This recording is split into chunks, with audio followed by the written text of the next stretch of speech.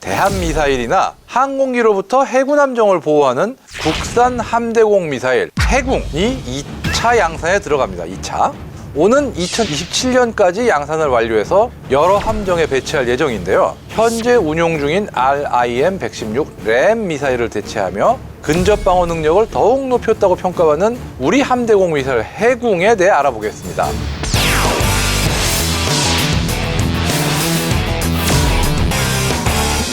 적의 미사일이나 항공기 등 다양한 위협에 대응하기 위해 우리 해군에서는 다층 방어 체계를 갖추고 있습니다. 특히나 한 발만 맞아도 함정의 생존성을 위협하는 대한미사일에 대한 대응은 더욱 중요할 수밖에 없는데요. 그래서 먼 거리의 위협은 사거리가 긴 SM-2 미사일이나 시스페로 미사일을 사용하고 적의 위협이 아주 가까이 근접했을 때는 펠렁스나 골키퍼 같은 근접 방어 체계, 즉 CIWS가 작동하고 있죠. 하지만 이 함대공 미사일과 CIWS에 그 사이에 빈틈이 있습니다. 이 방어 공백을 메우기 위해서 근접 방공용 미사일의 필요가 요구되는데요. 그래서 미국에서 RIM-116 램 함대공 미사일을 도입합니다. 사거리는 12km로 짧지만 함정을 노리는 미사일 공격을 95% 이상의 명중률로 막아낼 수 있다는데요. 이 램 미사일을 대체하면서 좀 더 성능이 향상된 함대공 미사일 해궁이 2018년에 국내 개발을 완료하고 배치가 됐습니다. 속도는 마하 2,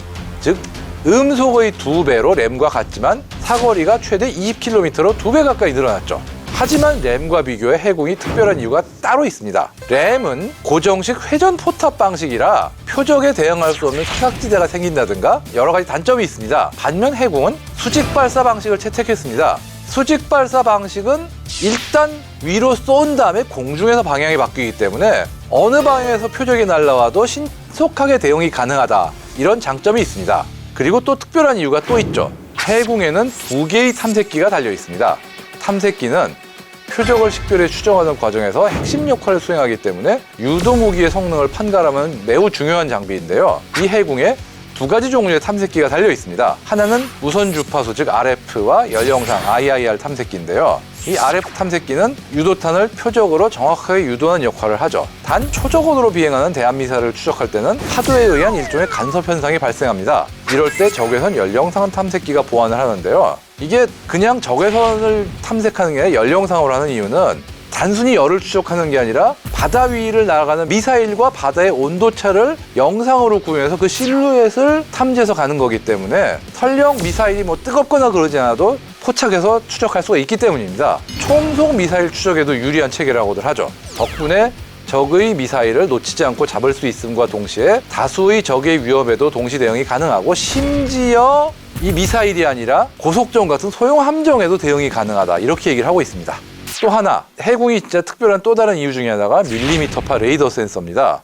해궁에 들어있는 또 다른 중요한 기술인데요. 근거리 표적 탐지용 신관 센서에 바로 밀리미터파 레이더 센서 기술이 적용된 겁니다.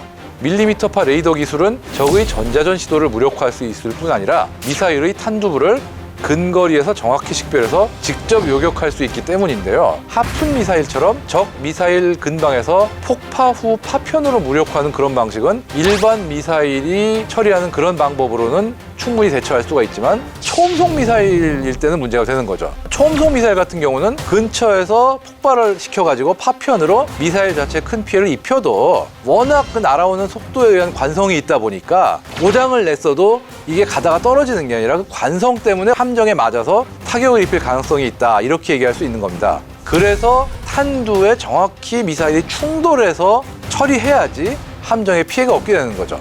그러면 초음속 미사일에 대응하려면 해궁의 사거리 또한 좀 더 늘어나야 되는 건 아닐까요? 그렇기 때문에 일단 램보다 더 사거리가 20km로 사거리를 늘렸지만 사거리는 더 늘릴 필요가 있을 겁니다. 이러한 연구가 진행될 것으로 기대되고도 있고요. 왜냐하면 해궁과 비슷한 성능을 가진 프랑스의 수직 발사형 미카 미사일, MICA죠. 미카 미사일이 최근 사거리 성능 개량에 들어갔기 때문입니다. 미카는 현재 프랑스, 이집트, 그리스, 아랍에미리트 등 다수의 국가가 운영 중인데 현재 해궁도 사거리와 비행 속도를 높여 요격 능력을 강화하는 해궁2 성능 개량 전략이 구상되어 있는 상황인데요. 해궁은 가격 경쟁력도 있고 수출 시장 경쟁력도 기대가 되고 있기 때문에 앞으로 성능 개량이 이루어진다면 충분히 해외 시장에서 좋은 결과를 얻을 수 있을 것입니다. 그리고 미사일 자체도 중요하지만 우리가 지금 여러 나라의 해군 함정 수출을 추진하고 있잖아요. 이런 식으로 무장이 세트면은 더 부가가치와 수출 가능성 둘을 한꺼번에 창출할 수가 있어요.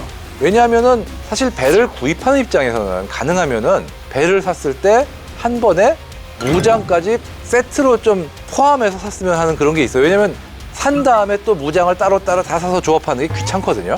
근데 지금까지는 대한미사일 같은 경우는 국산이 있고 함프도 국산이 있었는데 함대공 체계는 국산이 없어가지고 부득이하게 미국이나 유럽제를 통합할 수밖에 없었으나 이제 최소한 근접 함대공 미사일 같은 경우는 이 해군을 이 수출하는 해군 함정에 통합해가지고 제공할 수 있게 된 거죠. 그만큼 함정의 수출에도 나름 시너지 효과를 낼 수 있는 그런 계기가 될 거라고 기대됩니다.